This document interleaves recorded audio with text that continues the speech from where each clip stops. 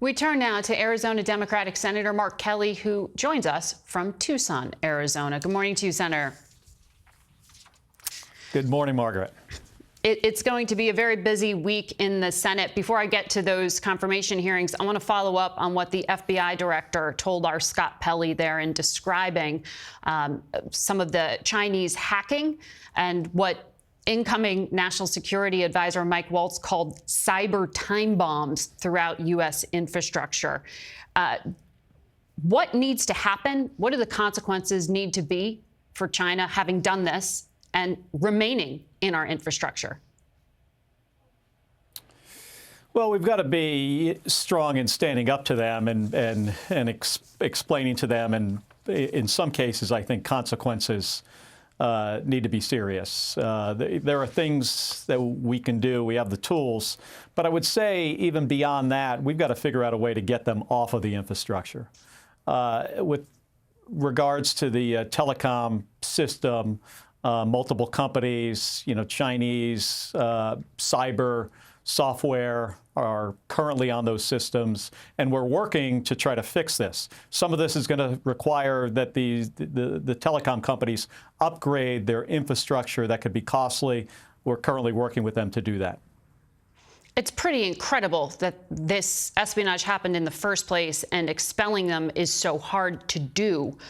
I want to also ask you about another Chinese question, and that has to do with TikTok, because the attorney for the company said they will go dark next Sunday unless the Supreme Court intervenes and stops this national security law from taking effect or delays it, as Mr. Trump has asked the court to do.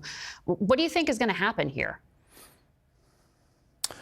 Well, based on the oral argument in the case 2 days ago, it looks like the Supreme Court, I mean, I don't really want to speculate, but it does look like they're going to uphold the law that we passed. So I think on the 19th, so one day before the inauguration, TikTok on our systems, on our servers, becomes something that's now been banned by Congress.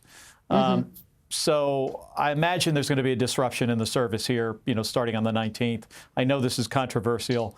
I know there are folks out there that earn a living, on TikTok, but it has a national security risk to it. One is the data, one of the risks. The thing that I'm more concerned about is their ability to manipulate the population of the United States, especially in time of a conflict. So it was the right decision. I voted for it, and it looks like the Supreme Court is going to uphold the legislation that we passed.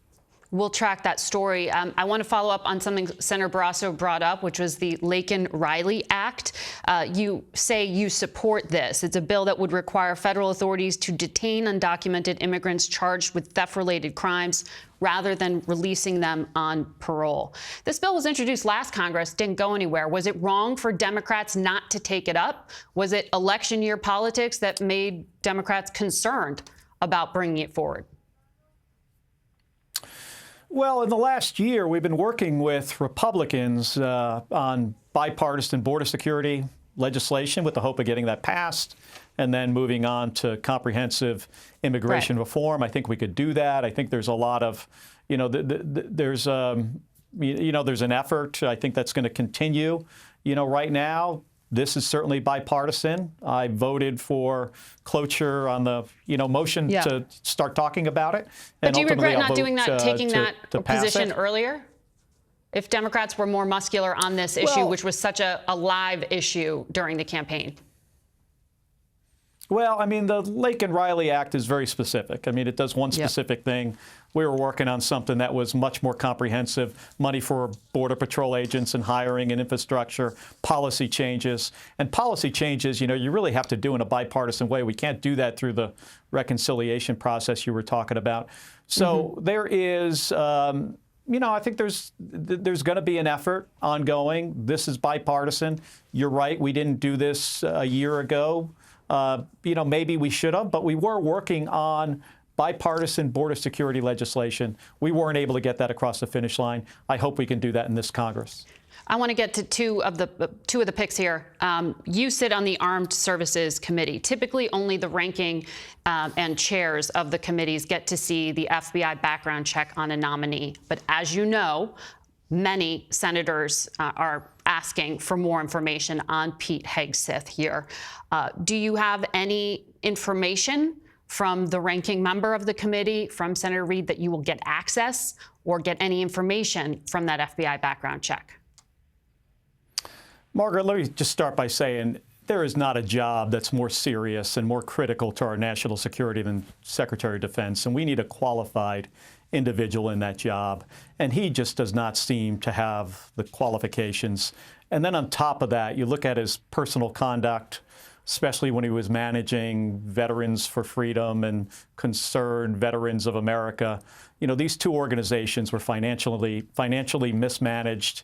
There was reports of being intoxicated on the job and creating an environment, you know, where there was, you know, some issues with, you know, sexual harassment.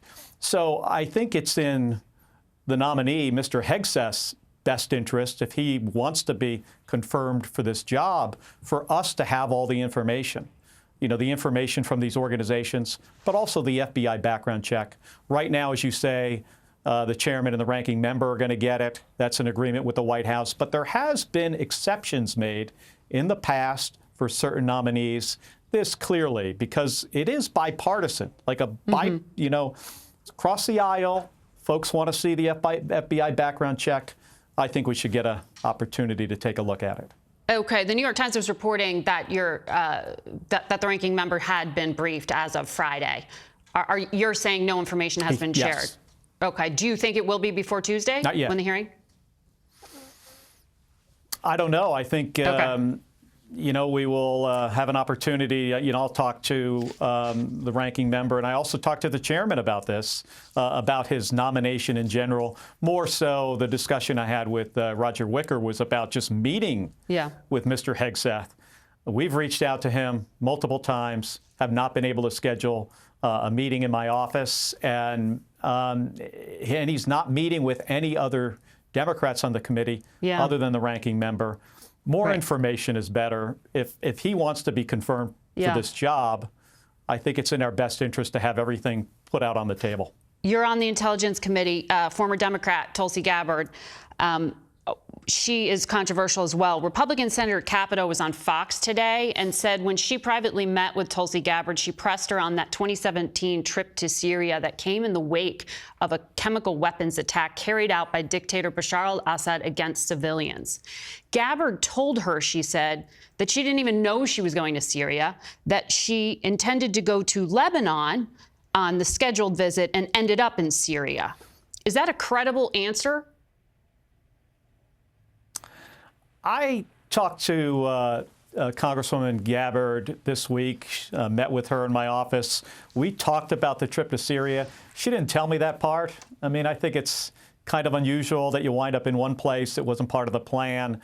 But what concerns me more, especially about that trip, is it was common knowledge that Assad was gassing the civilian population, using chemical weapons against the population multiple times. And she didn't argue about those, but she took the time and the effort to make a case that there were two cases, and she used, you know, experts that were not credible to try to prove that he was not using chemical weapons in those two instances.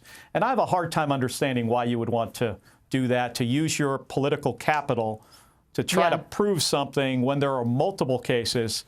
And, you know, on top of that, when you look at, you know, what in Russia with misinformation, she does seem to have a predilection for misinformation.